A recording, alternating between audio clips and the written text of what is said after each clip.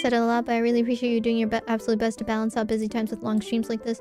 Your pacing and stamina has definitely got better. Make sure to rest well. Yeah. I finally, like, I really have to be careful though, because like, you know that when I had like a lot of throat problems, I don't think I'll ever go back to before throat problems, IRyS, but when I had throat problems, I was going for like a long time of a pace where even if I did get better, like if I push my throat even a little bit, it would like just hurt the whole time and it would make me feel like I don't want to talk anymore. That period of time was a long time. It was like at least 2 years. I had a 2-year period of at least that. It sucks. I think like this year it's finally stopped hurting. It still would hurt once in a while when I'm like oh shoot, I think I pushed it, I gotta stop. But there was this one period of time where I was just like, oh shoot, I think even if I don't really push it that much and I would just do one like 5-hour stream, it starts hurting and it starts hurting the rest of the day, you know? It sucks. It absolutely sucks. There was a point in time when I was like, maybe I should get like a nodule surgery.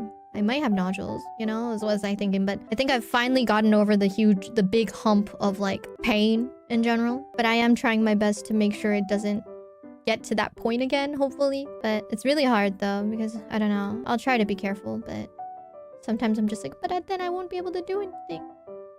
You know? I really hope Raora gets through that surgery well and everything turns out good, because yeah, I can imagine how nerve-wracking that must be. As for vocal stuff, some of you guys might be like, oh, but I don't see a difference in like, they sound fine. It's not like that. Vocal nodules is like, I mean, if it's really, really severe, like your vocal cords are actually like bleeding sort of thing, then yeah, you can hear a difference. But even when you're like in that phase of like, okay, it's not bleeding, but it still hurts, you won't hear a difference. They will sound like normal, but then it would hurt, you know?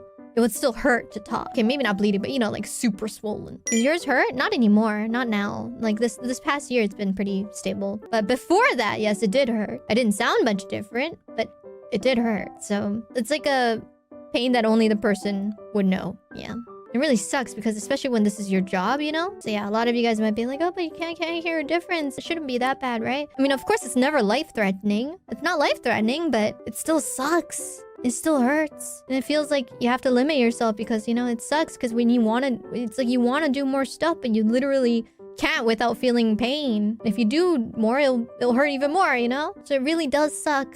So, you know, I hope you guys give all your support for Raora and for those other people who have that problem. It's scary because like even if you do go through the surgery and stuff like that, it's really a case by case. Of course it will get better than before, but will it fully heal is like another thing, you know? I once also pondered like getting surgery. Like I think I said that just a bit ago, but like another thing I was like really scared about is like even if like I think it wasn't as bad enough to have to definitely go through surgery, but if I wanted to, I could have. I'm scared that if I do go through surgery, like I was scared that I might sound different afterwards. It will change the shape of your vocal cords. Different people have different results. I really hope for the best, but that's why it's very, very much nerve-wracking, I can imagine.